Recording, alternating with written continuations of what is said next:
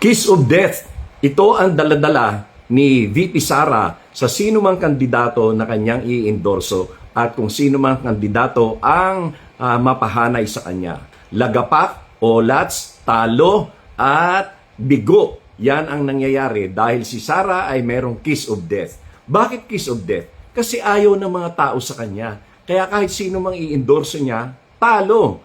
Natatandaan nyo sa Manila, kinampanya rin niya na huwag iboto si Benny Abante at saka si Joel Chua dahil sila ay mga miyembro ng Quadcom. Pero ano nangyari? Panalo pa rin sila. Kaya nga, walang epekto yung mga endorsement na yun ni Sara. Kasi ang mga taong bayan ay pagod na at sawa na sa kanyang mga propaganda na mga kasinungalingan. At yung kanilang mga survey na yan, doon sa Antipolo, pinalabas nila 80% yung kalaban ni Bong Acop. At si Bong Acop ay 20% lamang. Ano ang nangyari? Baliktad. 80% si Bong Acop at yung kalaban naman ay 20% lamang.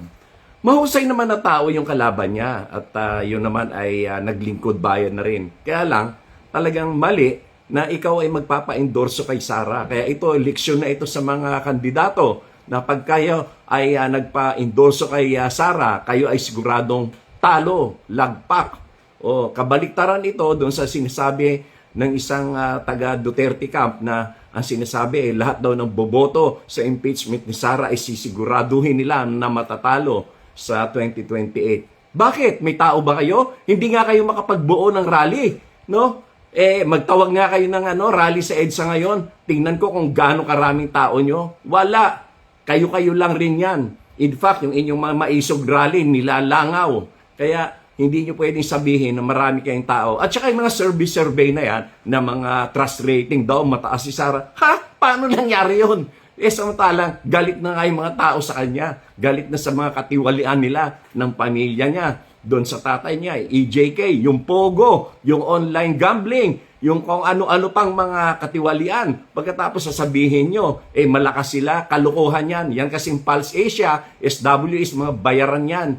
Kung ano yung ipapagawa ng nagbabayad sa kanila, yun ang sasabihin nila.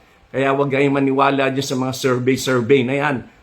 Kasinungalingan. Napatunayan yan. Dito pa lamang sa Antipolo, napatunayan yan na yung mga survey na yan ay mga pawang mga kasinungalingan at kalokohan. Yan ay para lamang linlangin ang taong bayan.